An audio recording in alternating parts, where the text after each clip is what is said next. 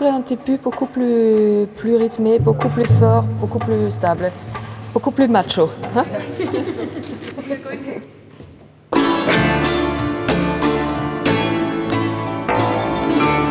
Un élément le plus important dans notre travail, c'est notamment l'improvisation.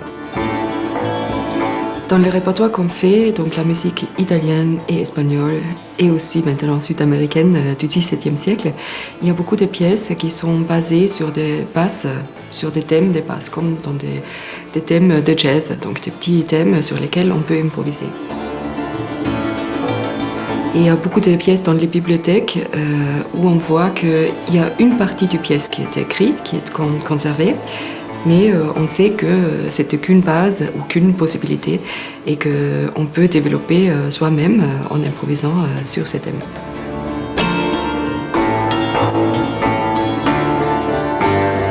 Pour être libre, pour mettre quelque chose de soi dans la musique ancienne, il faut connaître le répertoire et les styles parfaitement, aussi toutes les règles d'improvisation, d'ornementation, etc.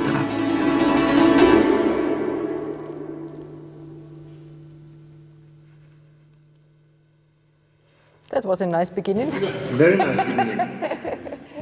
Et heureusement, il y a donc dans mon ensemble beaucoup de gens qui connaissent parfaitement ce répertoire.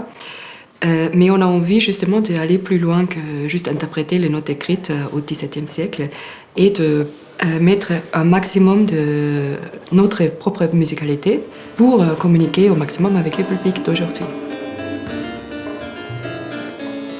Je trouve dans tous les répertoires, c'est toujours important qu'il y a quelque chose qu'on propose personnel. Hein, parce qu'en soi, une partition dans la bibliothèque, ça ne vit pas. Ça vit qu'au travers des gens qui le vivent et qui le font revivre notamment. Donc de toute façon, aussi si on interprète, il y a toujours quelque chose, un changement, un regard personnel.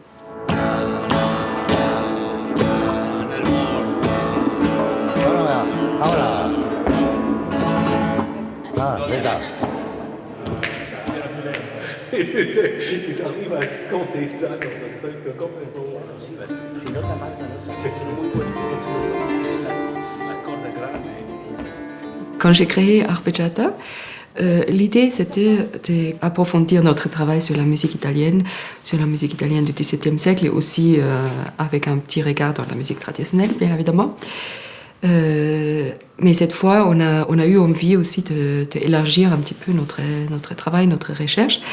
Et donc, on a inclus la musique espagnole, la musique portugaise et aussi de la musique sud-américaine. Ça ne veut pas dire qu'on a abandonné la musique italienne parce que ça, c'est la chose qu'on adore faire et on va continuer à faire toute notre vie. Mais donc ça donne maintenant des couleurs un tout petit peu différentes.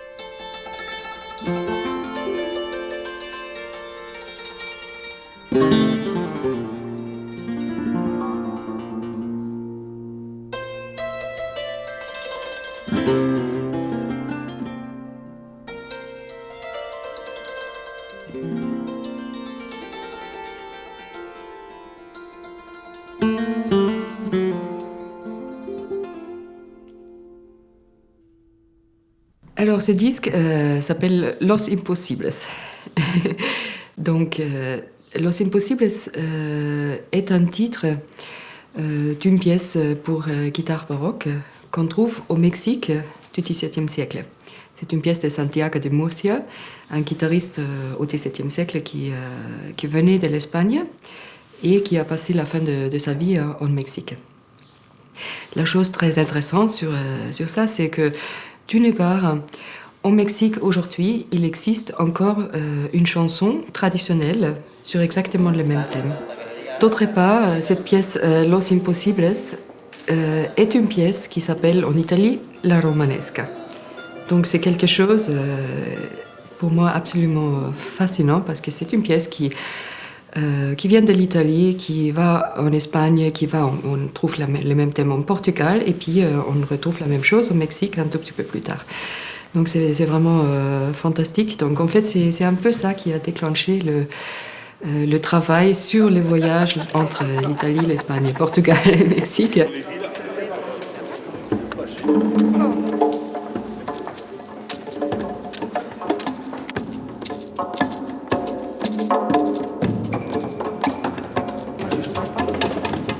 Il y a des idées un peu bizarres qui sont venues à ma tête parce que j'ai trouvé donc un répertoire au Portugal qui s'appelle les negrios, qui sont des pièces très très rigolotes, amusantes.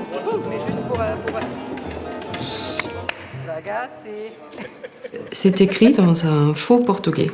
Donc c'est un portugais qui veut imiter l'accent des esclaves qui habitaient au Portugal dans le Xe siècle. Et donc c'est un langage complètement inventé. Et quand on écoute ça, ça sonne très, pour moi, très jazzy. Ça donne un swing incroyable. C'est pas du brésilien, c'est pas du portugais, c'est très très particulier, non? J'ai réfléchi qui je pourrais demander à chanter ça. Il m'est venu donc à l'idée de demander aux King Singers, non? Parce que c'est un ensemble absolument incroyable. Tout d'abord, du beauté des sons fantastiques. Ils sont complètement à l'aise dans les répertoires anciens et aussi dans un répertoire beaucoup plus moderne. Donc ils font du Beatles au baroque, tous les répertoires. Donc je me suis dit, bon, cette collaboration, ça pourrait être intéressant. Et c'est absolument fantastique de rencontrer ces chanteurs, c'est inspirant. Et on cherche notamment donc, dans ces pièces à donner une couleur vraiment très très moderne. Hein. C'est très basé sur les swings que j'entends dans les langages. Les negrios sont écrites, donc les chanteurs dans ce cas-là, ils s'improvisent pas, tout est écrit. Mais dans l'accompagnement qu'on va faire avec eux, il y a beaucoup d'improvisation, notamment les rôles de percussion, c'est extrêmement important parce que ça voudrait imiter donc des sonorités de la musique africaine comme ils imaginaient à l'époque.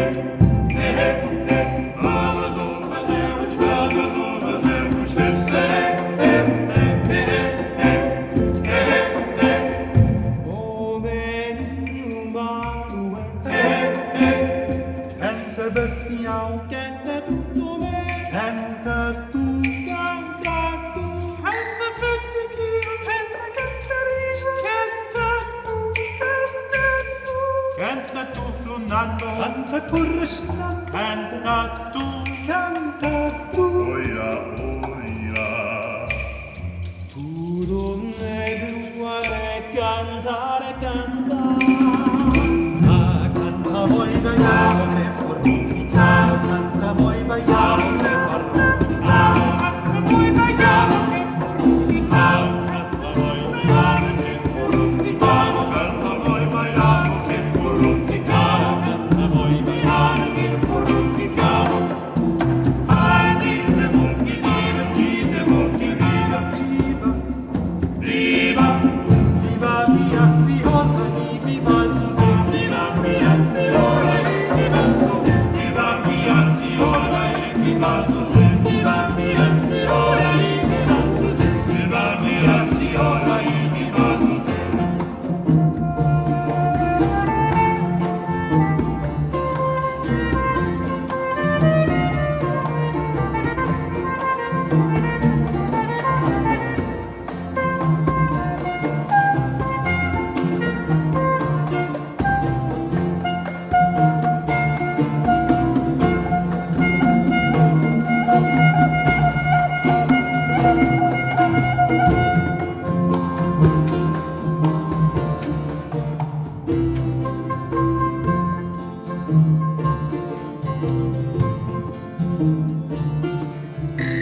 Viva mia Siona, viva Susanna, viva mia Siona, viva Susanna, viva mia Siona, viva Susanna, viva mia Siona, viva Susanna.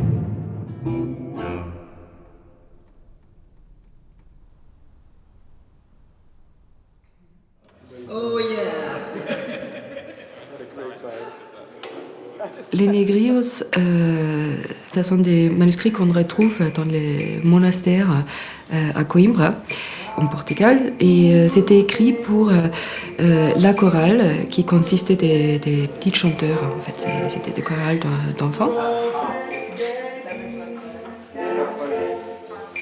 On a des documentations que ces négrios étaient chantés donc, au moment de Noël. Donc il y avait toute une célébration, un style qui était développé à cette époque-là. C'est très intéressant. Tout le monde vient, de partout, de tout le monde, de l'Afrique, de l'Italie, du Portugal, de l'Espagne, pour saluer les nouveau-nés. C'est pour ça que c'est une musique très très festive qui parlait beaucoup de la fête qu'ils sont en train de faire avec les percussions, qui font danser tout le monde, ils jouent des instruments.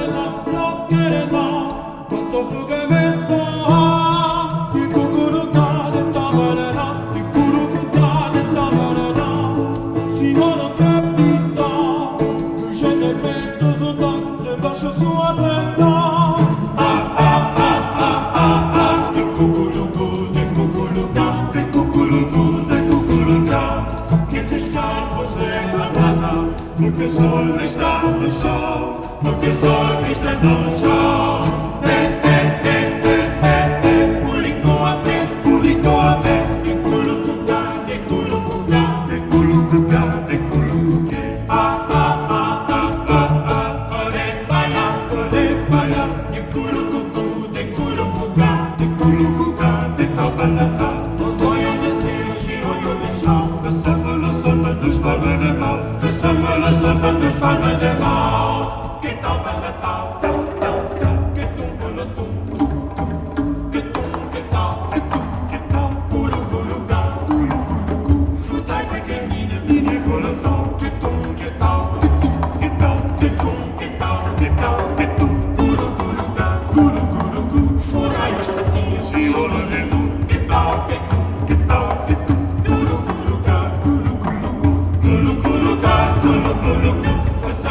versorgen de spalmen de ma, versorgen de stoppen de spalmen de ma.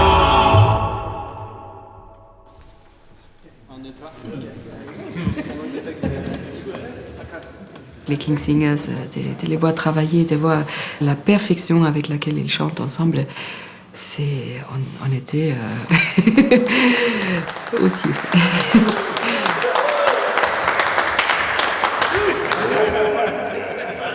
Le concept du disque, c'est justement de créer des rencontres pas très probables, pas très possibles, mais qui étaient un travail extrêmement super pour nous parce qu'on a vraiment eu des rencontres formidables et aussi pour nous très réussi parce qu'on comprenait avec ces rencontres plein de choses que j'ai pensé qu'on va trouver, mais on les a trouvées, donc je suis très heureuse.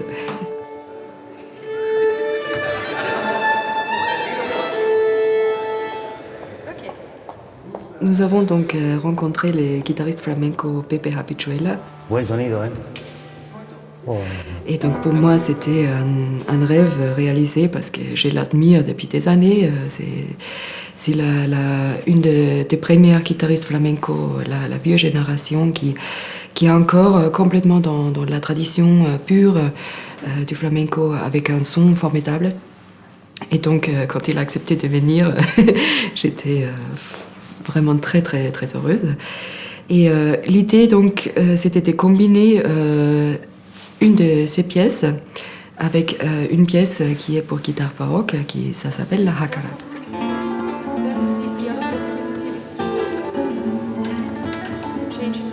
L'idée c'était que nous on joue donc sur notre rythme et après Pepe fait donc une improvisation sur le même rythme et c'était vraiment fantastique pour nous cette expérience parce que on sent vraiment quelque chose, on sent un lien, même s'il n'y a pas de lien musicologique direct comme ça, mais on sent que ces deux traditions, ce n'est pas si impossible.